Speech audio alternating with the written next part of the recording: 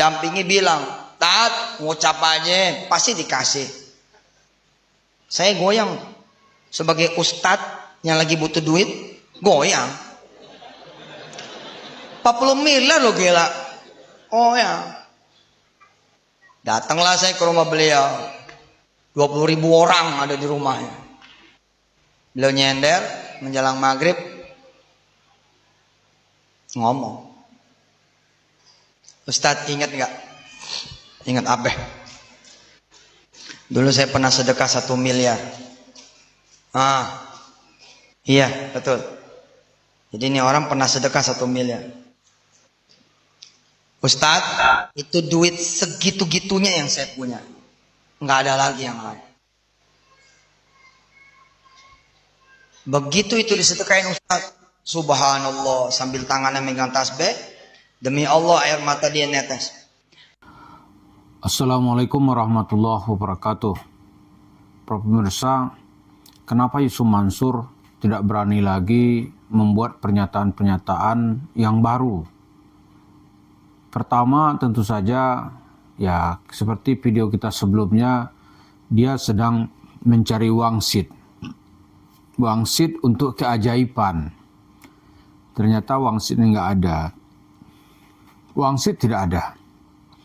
Karena tuh video-video yang muncul tuh video-video lama yang di-upload ulang gitu. Ceritanya itu ya cerita bohong, tidak ada ilmu agama, mengandung unsur khurafat, bid'ah. Tapi itu cerita dulu. Lalu akan sukseskah Yusuf Mansur dengan cerita-cerita lamanya itu? Ya seperti kita bilang, masyarakat itu sudah sadar, dia nggak mau lagi. Karena memang cerita Yusuf Mansur itu cerita yang nggak bisa dibuktikan. Cerita ya cerita khurafat ya. Cerita orang yang mengada-ngada dan cerita bohong. Ini hanya dengan satu kalimat tuh langsung rontok semuanya. Apa itu? Masyarakat nggak usah percaya, ya maka dia akan rontok dengan sendirinya. Karena memang kalau kita lihat, ya Yusuf Mansur nggak berani akan tampil.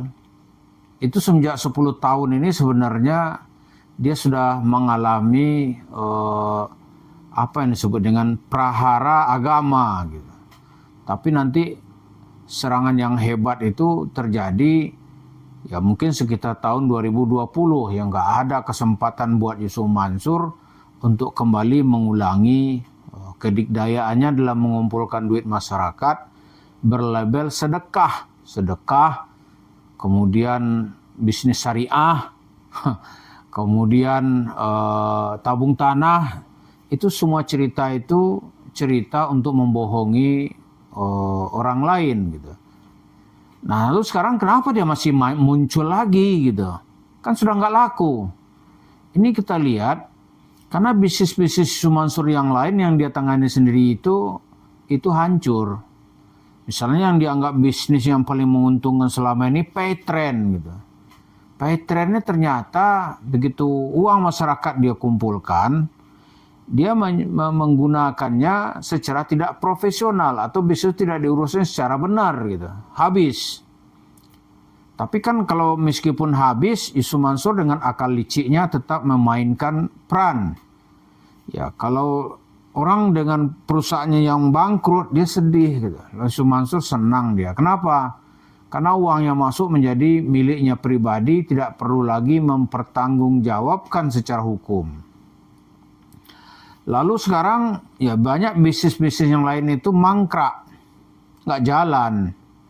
Misalnya di Sentul kan dia ada proyek tuh, coba lihat sekarang tuh mangkrak itu. Jadi begitu juga bisnis hotel yang dia kan nggak jalan seperti yang dia rencanakan. Maka kemudian dia coba menempuh jalur ekstrim. Apa itu jalur ekstrim? Ya bisnis lendir di Hotel City yang dia kumpulkan atas nama syariah gitu. Itu juga nggak jalan. Maka dia ingin mencoba menggapai sisa-sisa kejayaan masa lalu itu dengan kembali mengupload video-video tentang sedekah, keajaiban sedekah, gitu-gitu. Coba lihat cerita video itu tuh. Pasti ceritanya cerita masa lalu. Kalau kita teropong dengan dunia sekarang, itu isinya omong kosong. Dan jemaah kita sudah tahu bahwa dia ini tukang omong kosong. Kalau bahasa Arab nih Abul Kadzab, ya kan? Abul Kadzab, pembohong. Dia nggak ada lah gitu. Karena rupanya dalam cerita agama ini orang-orang yang menjual agama, yang berbohong itu sepanjang sejarah tuh ada terus. Gitu. Ada terus. Coba aja ikut kisah Salman Al-Farisi masuk Islam. Sebelum masuk Islam dia bercerita, dia lihat kelakuan pendeta. Ini orang ini kok rakus gitu kan. Di depan pengikutnya atau di depan jemaahnya pura-pura baik. Oleh Salman nanti diceritakan tuh kepada pemuka-pemukanya. Walaupun mula-mula dia dimarahin. Enggak, ini orang ini katanya menyimpan emas yang diminta dari saudara-saudara itu banyak. Kata orang-orang, mana? Dilihatinlah ke kamar-kamar, ternyata benar. Itu kamar-kamarnya tuh ada pundi-pundi emas. Nah itu diceritakan oleh Salman nanti ketika dia sudah Islam. Bagaimana perjalanannya mencari kebenaran. Akhirnya dia bertemu dengan Nabi Muhammad SAW di Madinah. Lalu dia masuk Islam. Jadi jemaah kita nampaknya juga menjalani proses keislaman itu tersesat-sesat gitu. Disesatkan misalnya dengan cerita-cerita palsu Yusuf Mansur, ya kan? Lalu orang tersadar. Gitu. Nah, nanti gimana? Kalau pendeta tadi itu kan ada yang dikencingin orang kuburannya, ya kan? Kenapa? Karena dia sudah menipu masyarakatnya, menipu jemaatnya, gitu. Nah Yusuf Mansur gimana nih? Ini kan uang tuh dia kumpulkan banyak sekali. Dia menjadi konglomerat dari cerita sedekah gitu. Dan uang tuh itu dia tanam, ya dia cuci lah ya. Dia cuci itu dalam bentuk warung steak and shake. Dia belikan tanah gitu. Lalu dia bangun bisnis di atas itu. Maka tiap bulan dia mendapat uang dengan senang, gitu. Miliaran. Maka tidak ada satu ustadz pun saya kira di Indonesia yang reputasinya memiliki uang itu seperti Yusuf Mansur. Oh hebat sekali nih. Kalau bisa dengar videonya yang pertama tadi itu, dengarkan itu ceritanya duit aja tuh, bawa omong kosong. Begitu orang mempercayainya, begitulah nasibnya akan ditentukan oleh cerita Yusuf Mansur. Begitu dia mempercayainya, ada harapan dompetnya bolong gitu. Karena diambil oleh cerita Yusuf Mansur tadi itu. Jadi yang perlu kita lihat itu sekarang Yusuf Mansur itu video-video lama itu karena memang bagi dia menyadari untuk mendapatkan uang yang paling mudah itu adalah tampil di depan masyarakat. Maka event-event penting dia harus tampil gitu, bercerita tentang duit dan sedekah. Jadi nalar orang ditumpulkannya ini. Enak aja dia bilang untuk kafir. Enak aja dia bilang musyrik. Allahu Akbar. Tapi apa yang diberikan untuk mencerdaskan masyarakat? Ya nggak ada. Atau misalnya nih ada share lah. Nih jemaah nih saya dapat untung banyak nih gitu. Makan-makan gratis ke warung steak and shake. Nggak bakal ada. Nggak bakal ada gitu.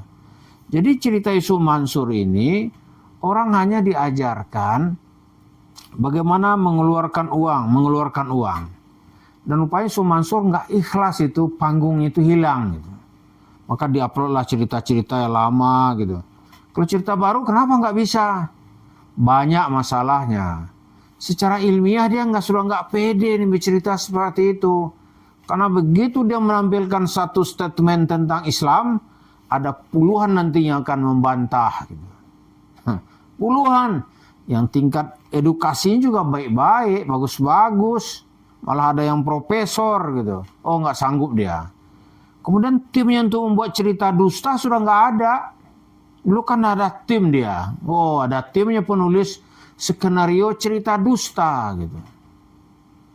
Nah di antara cerita yang memabukkan orang itu seolah-olah benar itu ya cerita khayalannya. Misalnya tukang bubur naik haji gitu. Nah, itu sebentar cuma itu nggak ada lagi. Ada lagi cerita kun fayakun, gitu. Ya kan? Cerita agama kun fayakun. Kalau udah kun fayakun serahkan kepada Allah. oh itu nggak mampu lagi dia. Timnya sudah nggak ada. Karena semua timnya dia kecewakan. Dengan guru-gurunya gimana? Guru-gurunya juga dia nggak dipercaya. Terus gurunya sendiri pun juga sedang dikejar-kejar gitu. Jadi dia pusing sekarang ini. Maka dia banyak diam. Nah secara politik, musuh-musuhnya menunggu dia muncul. Kan enak ini menghabisinya sekarang gitu. Kalau dulu mungkin ya banyaklah tempat bersandarnya gitu secara politik. Lalu sekarang, orang sanggup menembak dia secara bebas. Jadi dia menahan diri. Lalu kemana dia? Ya dia hanya berharap melihat celah-celah baru bagaimana mendapatkan uang dari cerita sedekah. Ya kan pernah dia mencoba membangun itu Musa gitu. Makam Umi kemudian Saleh Syekh Ali Jaber. Ya kan? Syekh Ali Jaber, Musa. Tapi itu nggak menjual. Kenapa? Kita tahu orang udah sadar, ini kesadaran itu menghapus semua cerita-cerita palsu yang merusak akal gitu. Jadi Mansur, ya kalau usul kita nggak usah muncul-muncul dah, karena lawan ente begitu banyak. Udahlah, perpanjang aja lah wangsit, menunggu wangsitnya. Mudah-mudahan ada cerita keajaiban gitu. Tapi kalau orang yang sudah sadar nggak ada keajaiban. Keajaibannya datang sekali-sekali. Dan itu nggak bisa dijadikan alasan ada keajaiban tiap hari. Orang sedekah langsung dibalas, nggak ada. Nggak ada itu. Jadi sekarang pertanggungjawabkanlah Mansur duit masyarakat yang sudah ente gondol, digunakan untuk kepentingan pribadi. Itu kalau warung steak and shake itu bisa bicara, dia akan ngaku itu. Bahwa itu adalah duit dari jemaah Masjid Kota Wisata di Cibubur, dan masyarakatnya sanggup memberikan saksi gitu bahwa itu uang mereka. Banyak yang sanggup jadi saksi.